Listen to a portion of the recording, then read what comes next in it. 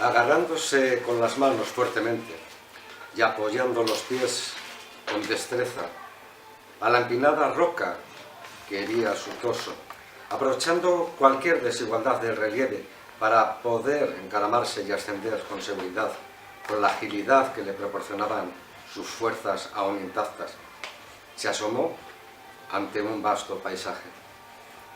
Pudo contemplarlo en su totalidad tras su último impulso, que le permitió situarse sobre una irregular superficie, sobre la cual guardaba un precario equilibrio. Ante él, un cuadro de montañas inmensas, caminos que se entrecruzaban y lugares que se confundían en destellos intermitentes, le tentaban amenazadoramente. Le retaban, incluso le insultaban. Era consciente de que eso era de esperar, que aquellos parajes intentaban hacerle desistir nuevamente, con artimañas reales y engañosas, en las que habría de descubrir la verdad y certeza de cada uno de sus pasos. Un fallo y tendría que empezar de nuevo, si es que no perdía la vida en el empeño. Convertido en Perseo y con la energía invencible en cada uno de sus gestos y movimientos, se propuso cumplir con su destino. Traspasar aquella maraña de senderos peligrosos, sorteando laberintos, impredecibles sorpresas, para conseguir cumplir las misiones para liberar a Andrómeda, encadenada al borde del mar en aras del perdón de la soberbia de su madre Casiopea ante los dioses del Olimpo.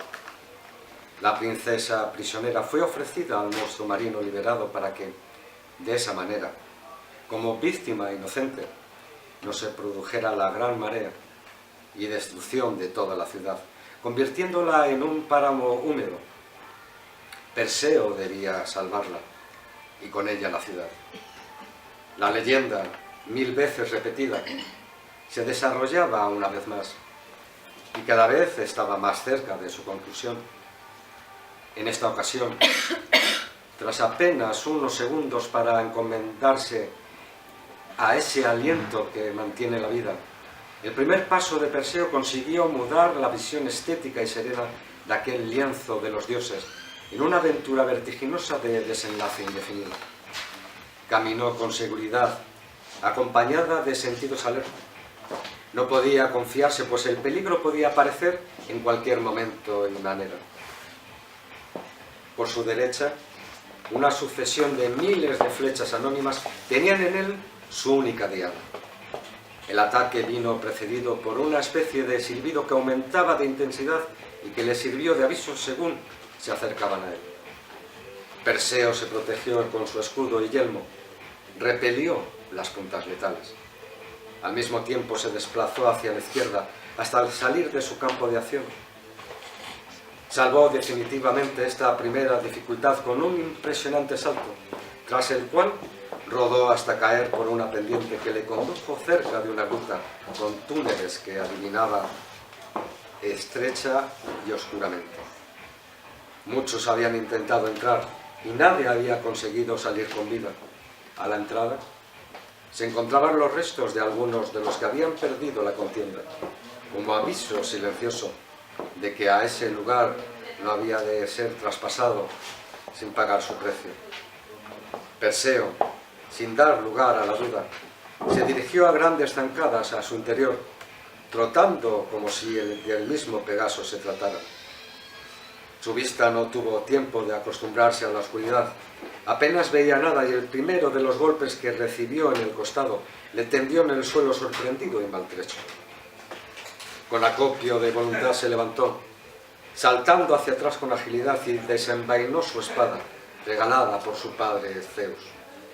Agitó el acero en todas direcciones, en un balanceo, sin tregua, percibiendo que a medida que el filo silbaba en el aire y se hendía en la carne enemiga, una luminosidad, al principio tenue, despejaba espacios y acrecentaba medidas con los envites, ya bien dirigidos y acertados, y mataba a los engendros mezcla de hombres y criaturas marinas, enviados seguramente por Neptuno, que a estas alturas de la batalla debía de ser su objetivo. Cuando clareó suficientemente y los monstruos desaparecieron, Perseo pudo observar que las galerías se prolongaban en 3 grandes bóvedas, a la entrada de cada una de las cuales se encontraban antorchas encendidas. Avanzó ya sin dificultades, pero atento a cualquier otra trampa que pudiera estar cerniéndose sobre él, y agarró la tea que estaba a su izquierda, sin más criterio que el valor de la primera intuición. Se adentró de nuevo en esa oscuridad. El pasadizo era angosto, pero en el fondo cercano se percibía cierta claridad de tonos infernales. «Alejandro, ya está puesta la mesa».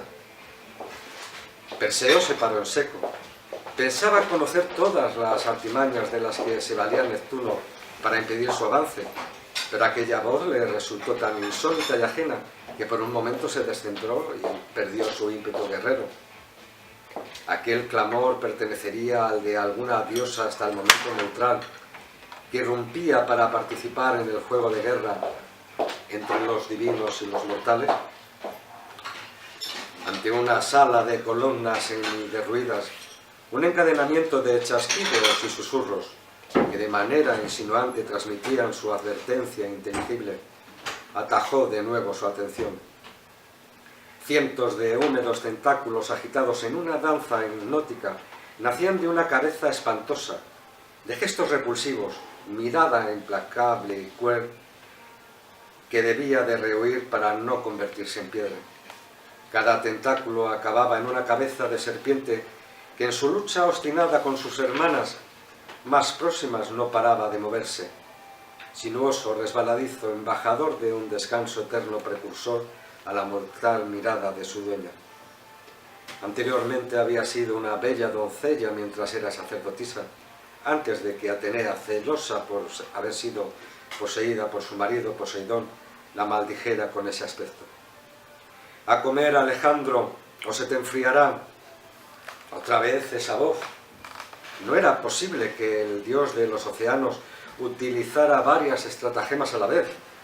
No era esa su reputación. Debía de significar algo más, pero ¿qué?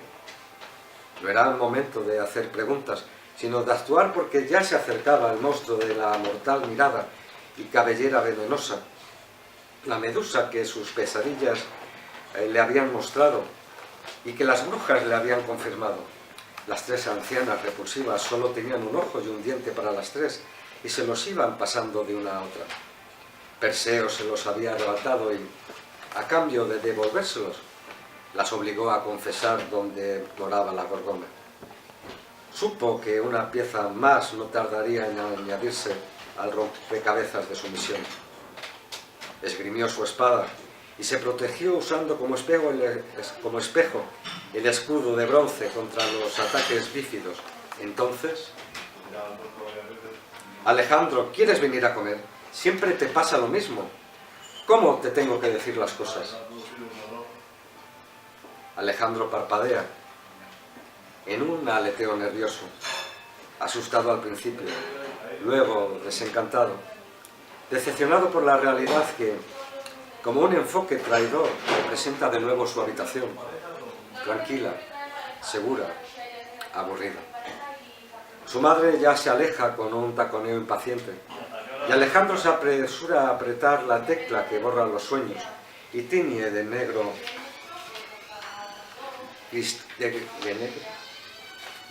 cristal líquido el arco iris de la fantasía, no sin antes guardar la partida.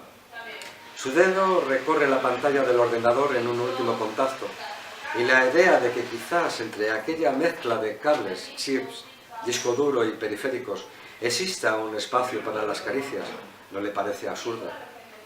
Sometido a lo inevitable, camina hacia la mesa. Sobre ella, sus ojos reparan con asco sobre 2 rodajas de merluza que insultan el plato. Se pregunta, mientras tanto, ¿qué sentiría, qué haría Perseo para superar una prueba como aquella?